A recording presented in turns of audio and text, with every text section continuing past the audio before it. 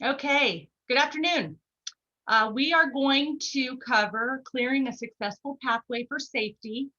Some of the things that we're going to accomplish, hopefully we'll accomplish today, is I'm going to introduce myself here in a moment.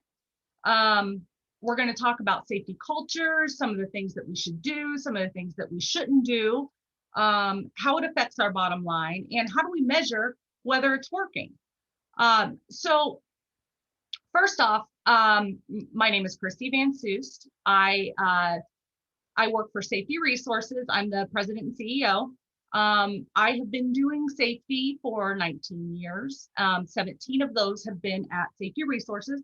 11 years ago, I bought the firm. We're a woman-owned firm. I have a degree from Indiana University in occupational health and safety, and then I have an MBA. I teach as an adjunct instructor in Indiana. I'm on the board of ASSP and have been for several years now. I am the membership chair for this organization. And, so lately this leadership and cultural type training has sort of taken off for me personally, because I think it's something that I focus on. I'm good at creating and implementing systems and processes, and motivating and coaching is something that I enjoy. So it kind of was born from a mix of all of that. So we're going to start with driving safety cultures. So we're going to break all these out. Commitment and trust. What does it mean? How do we do it? Communication, different communication styles. Diversity of capabilities. We're going to talk about some things that you probably haven't done when you are thinking about yourself, but rather for the company you work for. We're going to talk about how to be adaptable and how to make creative freedom work. So essentially, driving a safety culture, teamwork. We're going to work together.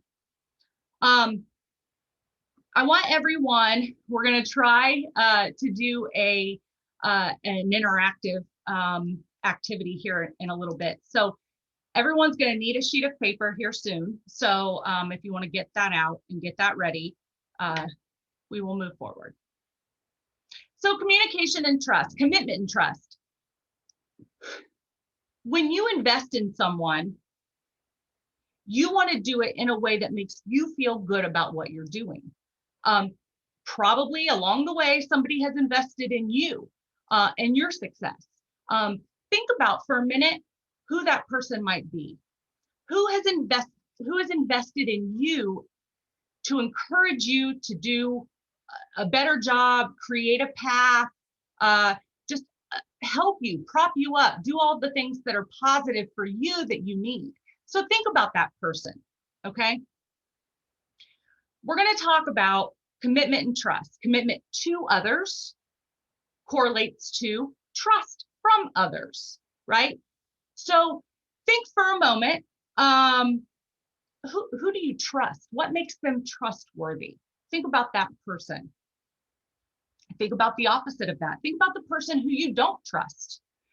What caused that? What did they do? What do you see in them that causes that lack of trust? Okay, so probably what you're going to see is follow through. So did I say I was going to do it? Did I tell you I would do something, and then did I do it? Did I follow through? Did I let you down? Right? So situations like that are really difficult because follow through can have really nothing to do with trust. It could be a simple mistake, but for the person that's on the other end of that could be very detrimental.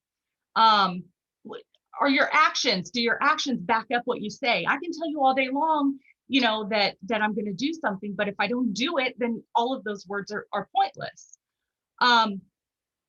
Do you ask people to do things that you're not willing to do yourself?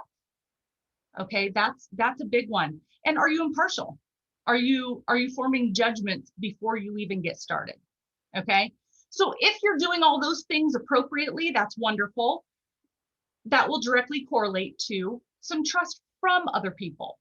Okay, your outcome is directly proportionate to your efforts. What you put into it is what you get out of it. okay? Others are going to rely on you to do the right thing. If you do, wonderful, you will maintain that trust. If you don't, you've probably lost it and it has to be built back up, okay?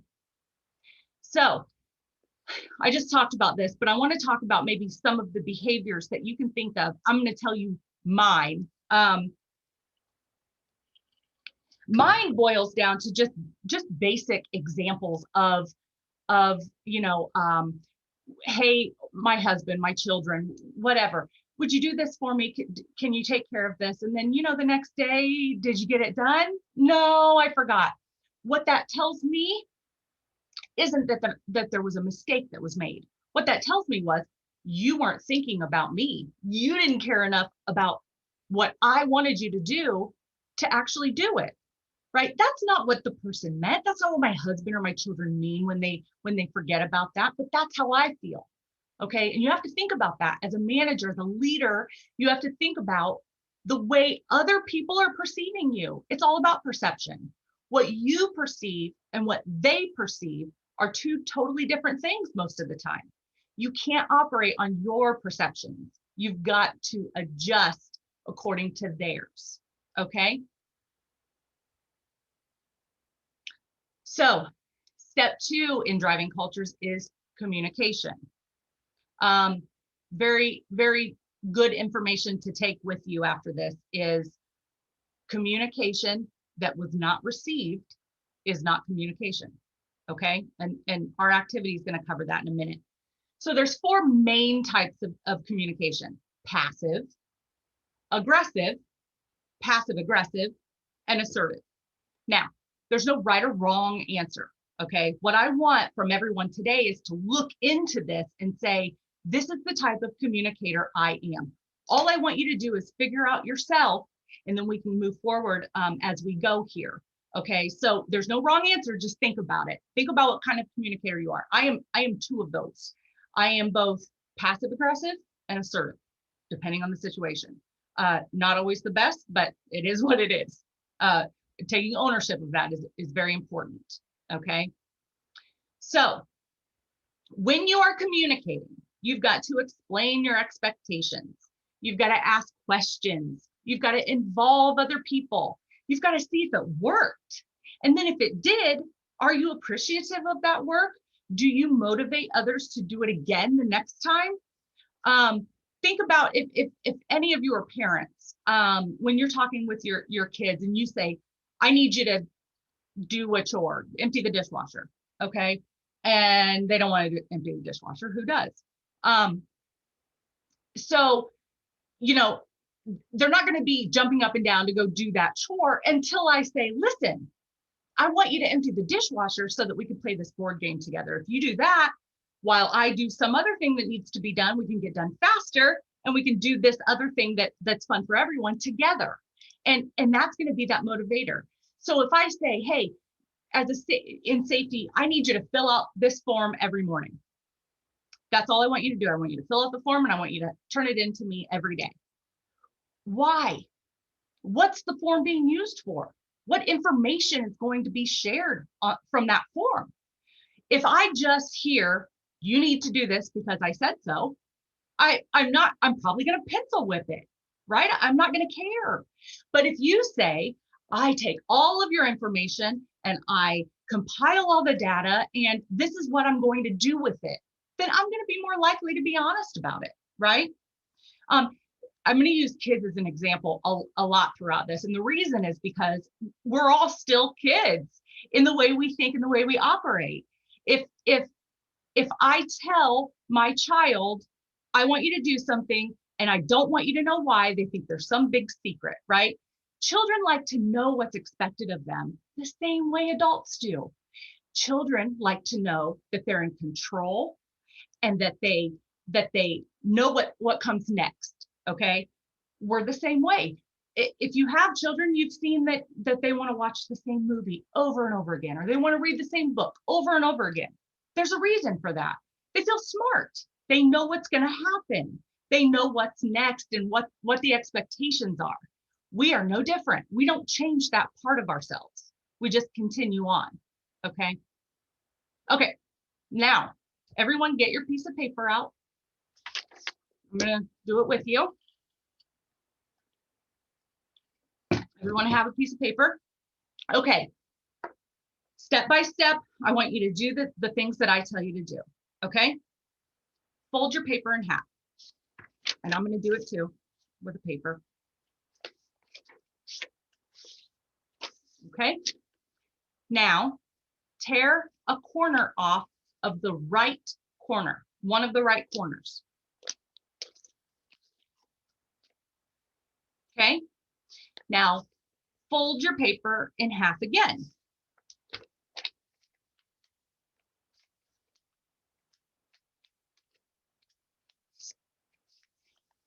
Okay?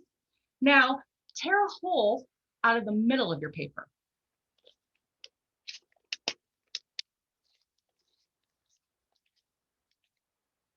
Okay? Now, tear off the left corner of your paper. Got it? Okay. Tear another hole out of the middle.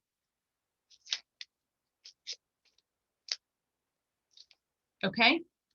Fold it in half, fold it again one more time. Okay. Now, one more tear off of the right corner. Okay. Are we done? Okay, if everybody can look at my screen and look at my paper and look at your paper. This is what mine looks like. I would be hard pressed to think that anyone else had one that was exactly like this. It probably looked different. The folds were probably in different places. The tears were in different places.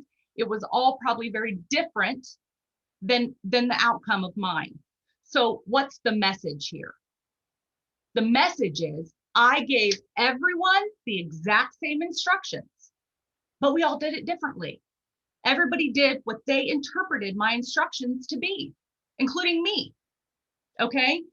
When you are getting any sort of communication, it doesn't matter how it's given to you. It matters how you perceive it, right? So it's not communication if it wasn't perceived.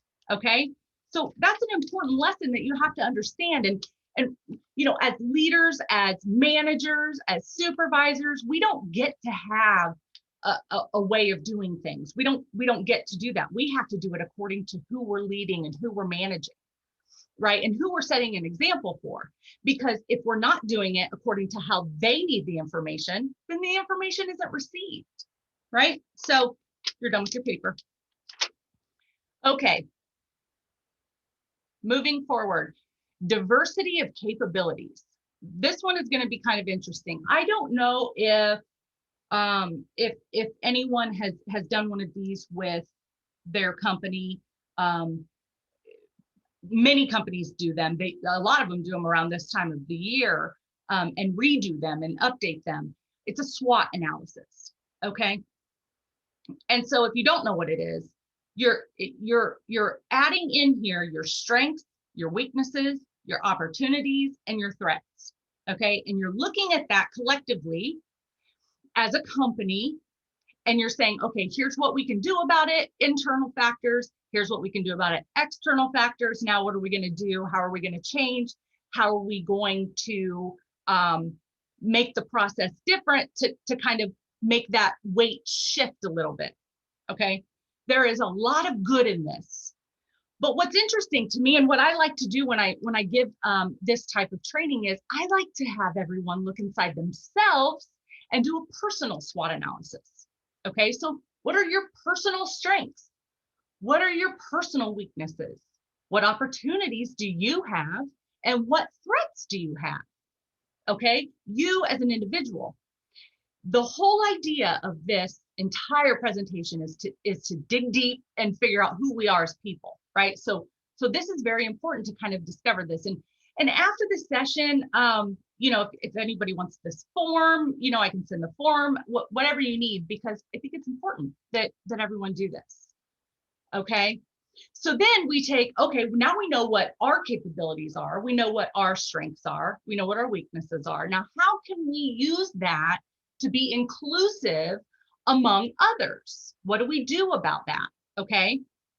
So we are going to take these 6 signature traits and we're going to try to apply all of them to be inclusive. Okay. We're going to be cognizant of other people's abilities. So I'm not the greatest at X, but maybe this person over here is. We're going to let that person do what they're good at, right? Curiosity. I know that I don't know everything.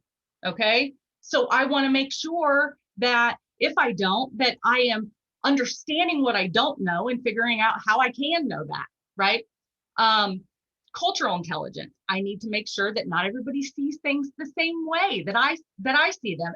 Not everybody heard my paper instructions the same way I heard them. They were the same for everyone. I just perceived them differently. Collaboration. We're going to group think. We're going to put it all together collectively. We're going to commit to it. So we're not going to have this meeting just to have a meeting, right? We've all probably been a part of that before. What we're going to do is we're going to commit to the next steps. We're going to say, okay, here's what we've decided as a group. Here's what the next steps are. Now we're going to benchmark that. We're going to come back, see that we did it, right? That goes back to the beginning of the presentation where we discussed follow through and how we make sure that all of that happens. Okay. And then courage. Can we take the risk? Can we do that? Can we move forward with everything that we've discussed? So diversifying the capabilities of the group will help make more things happen. If you see everything in 2 dimensions, that's how things are going to be moving forward. You have to be able to bring in and include other people. So common skill sets, if everybody's the same in the group, then nothing's going to happen. We all think it's great. We came up with it, right? So we can't do that. We've got to have some inclusive leadership to get our groups together. Okay. Okay. Then we have to be adaptable. All right.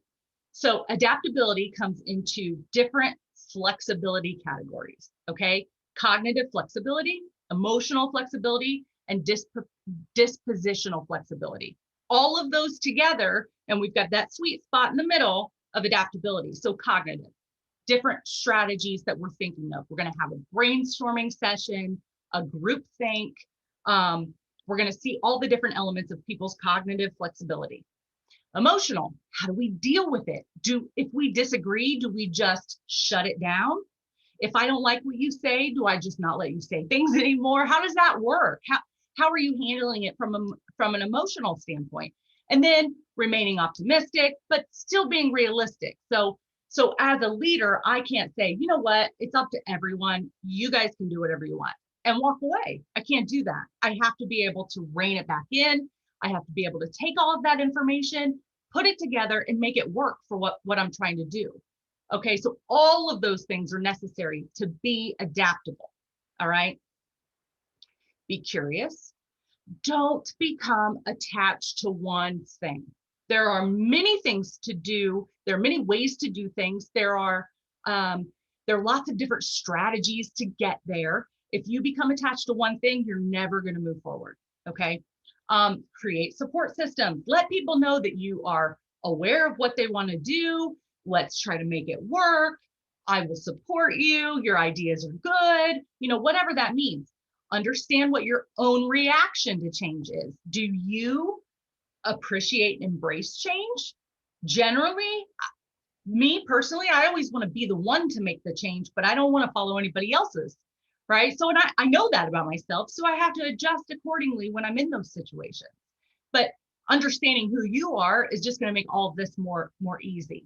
And then immerse yourself into different situations that are new, okay? The same old thing is only going to bring the same old results. We have to change. We have to adapt. We have to be able to budge on some things, okay, to move forward. So think creatively. You want to encourage it. You want to say, listen, this is my thought. These are your thoughts. How can we make our thoughts work together?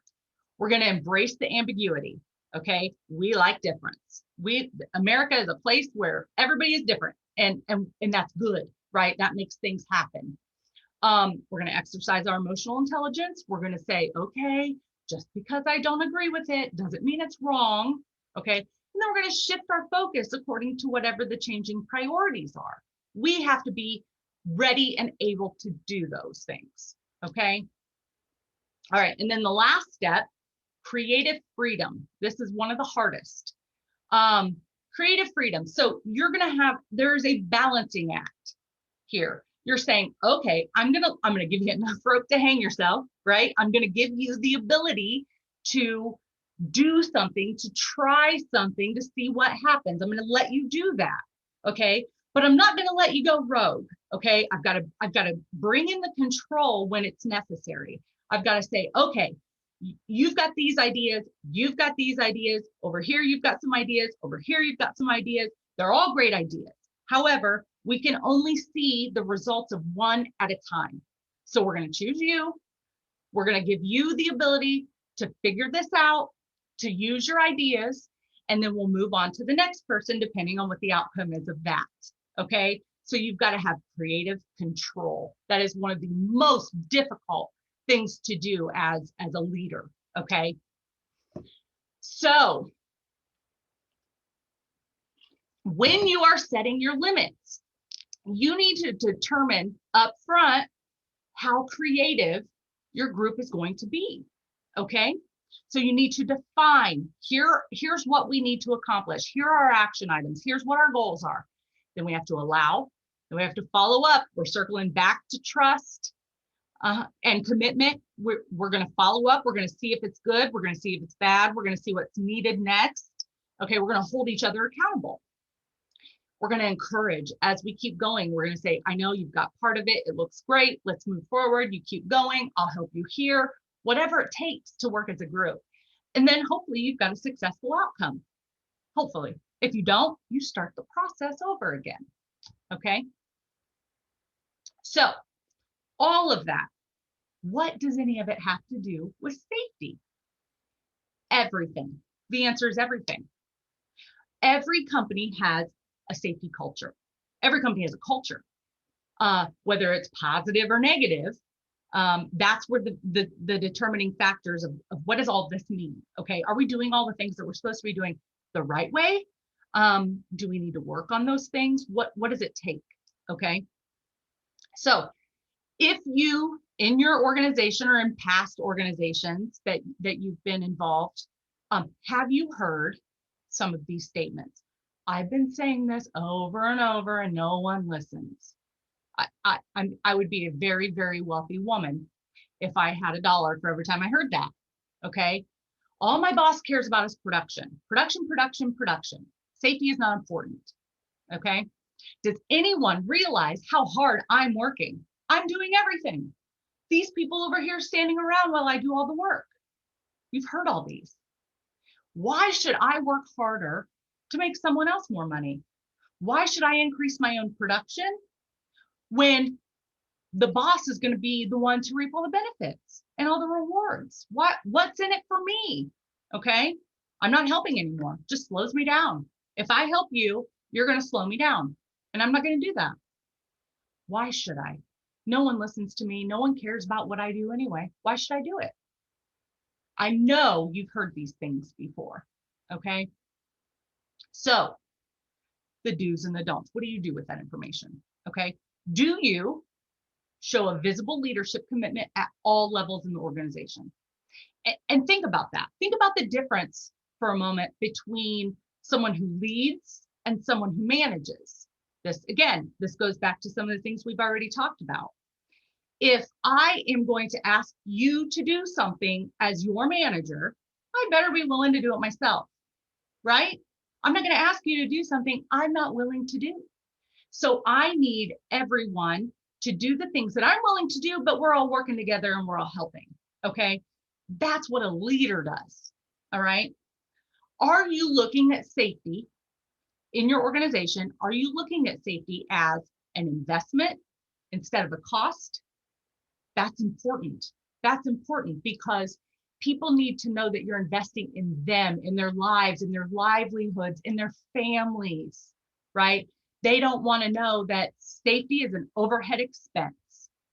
That's not going to motivate anyone. Okay. Do you have a team of employees who all have a working knowledge of safety? No? Well, then we need to start from the top. Why not? Who is the management? Who manages those people who don't know what's going on? We need to start with them.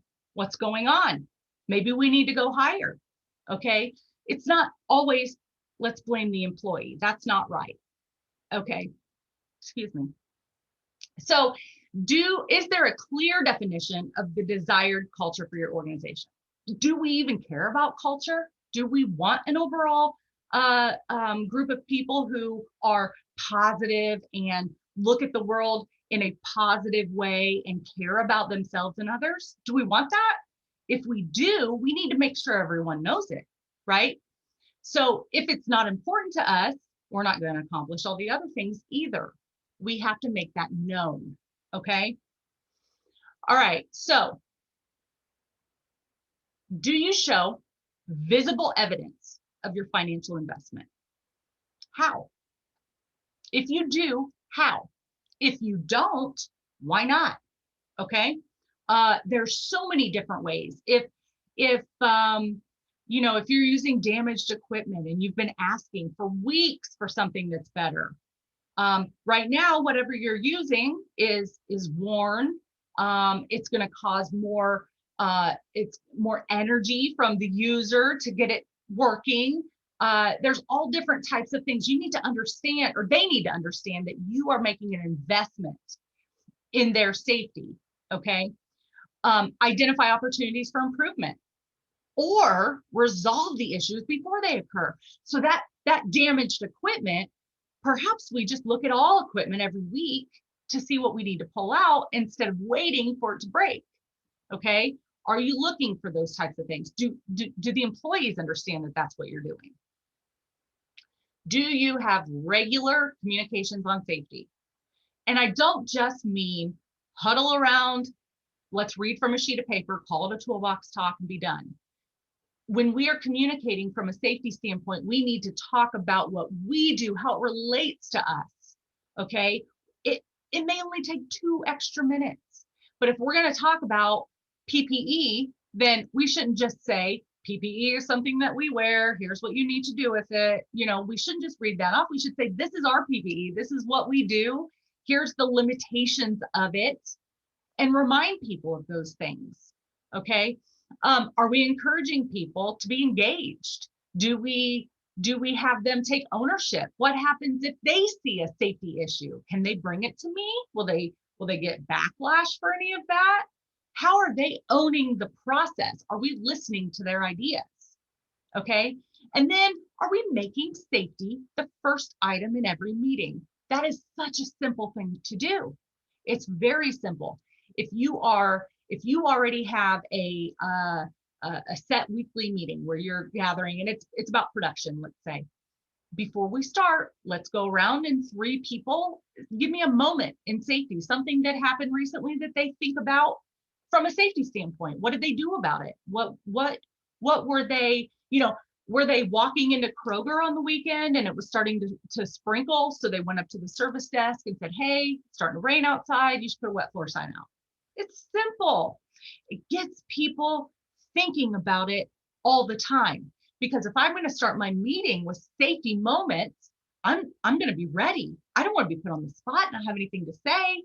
So I'm going to start looking for those things on a regular basis, right? I mean, it's kind of like you never saw that car until you bought one. Then they're everywhere, right? Whatever car you got, you're seeing them everywhere you go.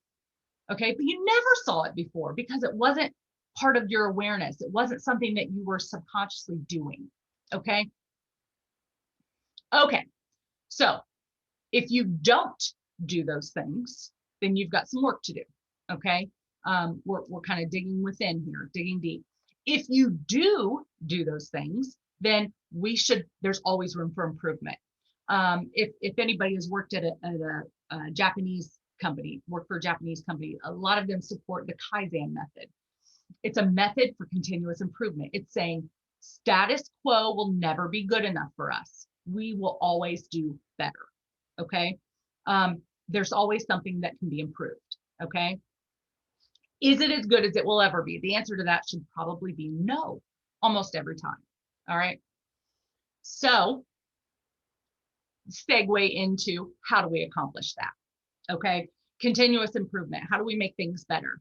Um, uh, uh, Modern safety philosopher, I don't know what you want to call him, Edward Deming, he created this system called PDCA.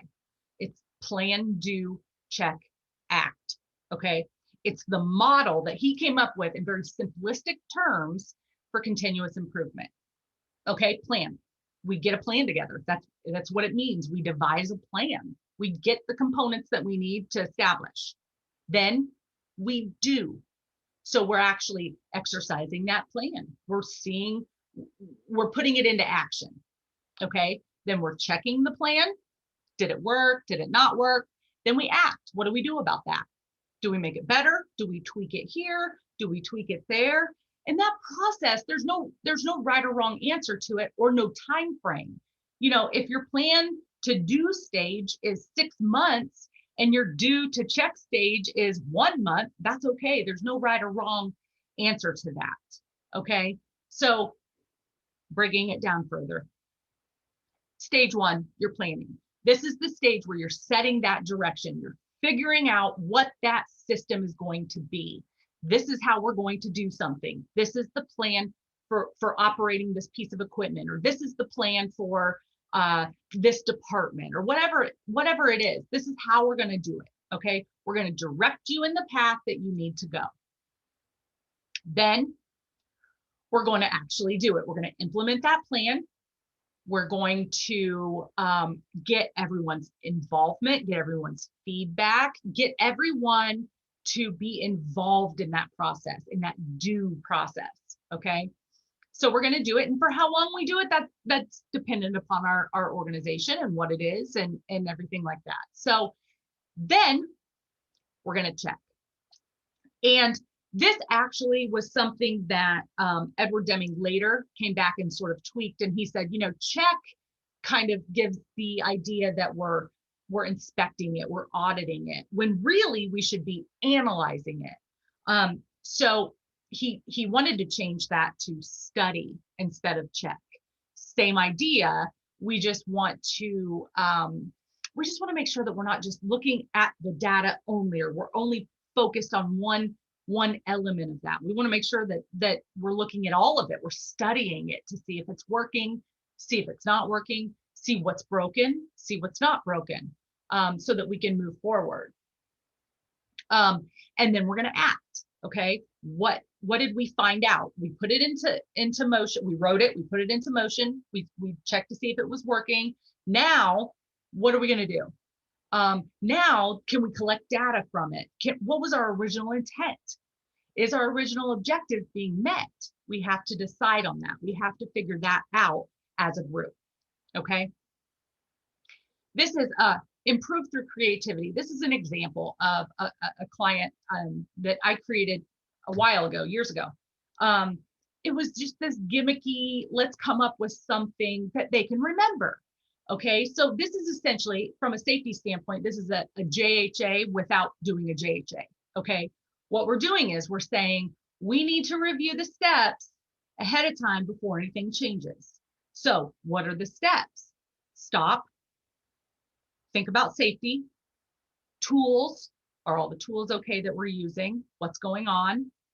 The environment, are there bad weather conditions, you know, heat, what's going on around us? Process, is there anything that's going to have some limitations on what we're going to do? And then surroundings, are we checking everything around us to make sure that we're not going to harm others or break something or do whatever? This was just a very, very basic way to say, here's what we can do to get people to say, hey, have you done your steps? Think about that when the task changes. So creativity can be anything that brings people to the safety to the forefront of your mind. It works. It's an awareness campaign and they work. You just have to come up with one that works for you. Okay. Positive culture. Employee safety is cheaper to manage proactively than reactively. I'm gonna show you how. So, how does safety affect the bottom line? You have to understand what the true cost of an injury is.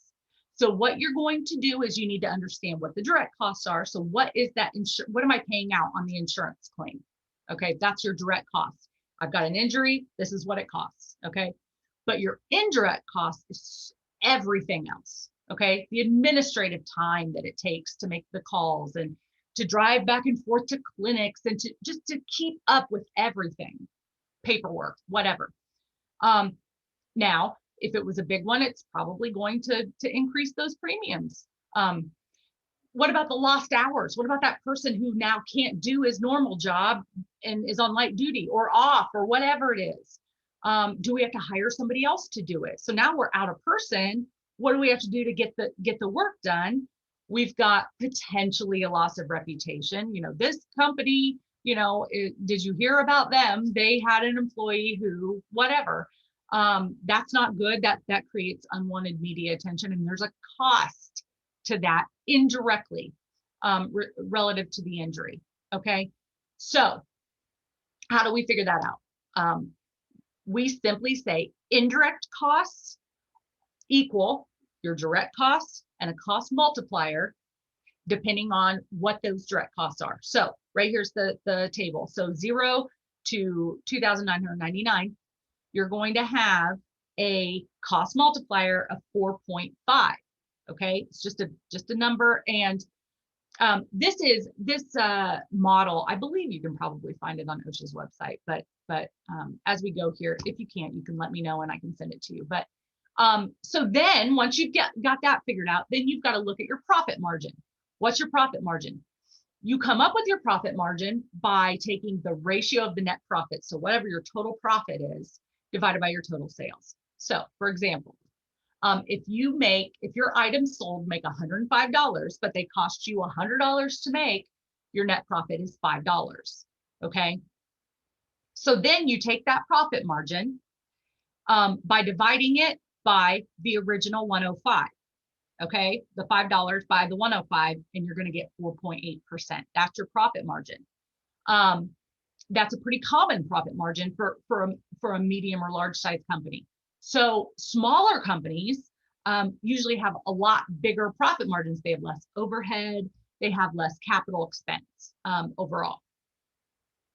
So then larger firms are going to try to get a 2 or a 3% profit margin in a year. You're going to use 5 as kind of, if you don't know, you can use 5, or if you're a nonprofit, a government agency, an association of some sort, you're going to use a 5% on all of those. Okay. So we have to figure out when someone's injured, what is the revenue that we need to make to recover those losses, that money. Okay. So what additional sales, right? So right now we're losing, we're in the red, we're in the red, we're in the red. We've got to make up for it just to get back to even. All right. So the revenue required to offset the loss is equal to your total cost, which is your direct and your indirect, divided by your profit margin, which is what we just talked about. So let me show you how that works. Your true cost of an injury. And again, if you need this spreadsheet, I'm happy to share it. So you've got, this will do all the work for you. Okay, you plug in here your direct cost of your injury. You plug in your multiplier based on that number, and then your profit margin. It's going to do the work for you. So an example of this, here we go, is right here on the top table says the direct cost of the injury. That's where you insert that number for your insurance. Okay, what is it really costing? So if we're going to say, let's use this example. Suppose an employee had a surgery for carpal tunnel syndrome. Insurance claims total $10,000. The indirect cost can be estimated at $11,000. Okay, you see how that happened? $10,000 makes your cost multiplier 1.1. Okay, then your total cost becomes $21,000. So if we assume a general profit margin of 5%, then the revenue required to make up for that one $10,000 claim is $420,000 of additional sales to make up for that. People don't look at it. You don't break all these things up dollar by dollar. So you're not thinking of it this way, but this is the actual bottom line of what an injury really costs you. Okay, so let's wrap it all up. What does it mean? How can we use all of these different things that we've just talked about? And how do we measure whether they work? Okay, so leading indicators. Goodness sakes, we've probably heard about leading indicators time and time and time again. But what are leading indicators? What do they really mean? And what do they really do? And is that enough? Okay, leading indicators, they should be something that we can actually see and achieve. All right. So they have to be detailed. They have to be actionable. They have to be timely. They have to be meaningful. They can't just be arbitrary just to say we understand what they are. Okay. They have to be transparent, and we have to be able to communicate them. So while great metrics we can use as a baseline, leading indicators are going to be different. They're going to change from situation to situation sometimes, and company to company. It just really depends. Okay. So if you want to break it out into three main categories, we can say operations-based leading indicators. So that's the infrastructure. Here's where we do preventative design. So we're setting it up, we're training people, we're getting everything going. Okay, that's leading. Your second one is your systems-based leading indicators. So that would be your hazard assessment, your hazard analysis, your PPE analysis, your JHAs. All of those things are your system-based indicators. And then you've got your behavioral-based indicators. So that is, are we engaging our employees? Are we hiring people who know how to lead instead of just boss? Is it effective, right? So all of those different things. Do people care about safety? That's really what it boils down to, okay? So those are all of those things. So that's your leading indicator. But then you have to add in your safety performance. How can you measure? How can you say, okay, now I know what my leading indicators are. Now I know what the cost of an incident really is. But what about everything else? What about all the stuff that we're doing for our employees? So what about the way they perceived that communication? Or do they trust us? Or do they feel that our training is effective? Do they feel that we are investing in safety and we care about that and we want an overall positive culture? Do they feel that? Okay, we need to know that. We can't say we invest, $50,000 a year for a safety line item. That's not good enough, because to us as a manager, that may mean, if we're very, very narrow focused, that may mean that should equate to no incidents, right? We invest this money, it goes to safety, we do it all. So why are we still getting hurt? Well, what are they perceiving? Perhaps that, they don't see it the same way that you do. So how do we figure that out? We ask them. We ask them at one point, and then we ask them again after we've implemented some things, after we've gone through a few PDCA cycles. Okay. So this looks like a lot, but this is one of the perception surveys that we do with my company. There's tons of them, tons of different ways that you can do it. What's good about this for us is what we do is we send out all these questions on a survey, and they come back and answer, strongly disagree up to strongly agree. Okay. So how do they feel about each individual one? Then we take their responses and we enter in all the data. So we're saying 5 is the strongly agree, 1 is strongly disagree, and then there's a different color and number between, okay, for those answers. So what does that mean? When we put it all into this spreadsheet, what I like about this particular one is I can look at it at a glance and I can say, okay, respondent number 1 respondent number 6, both of them, we're going to throw them out because they pencil whipped this. They didn't give a different answer for anything. They gave all 4s, they gave all 5s.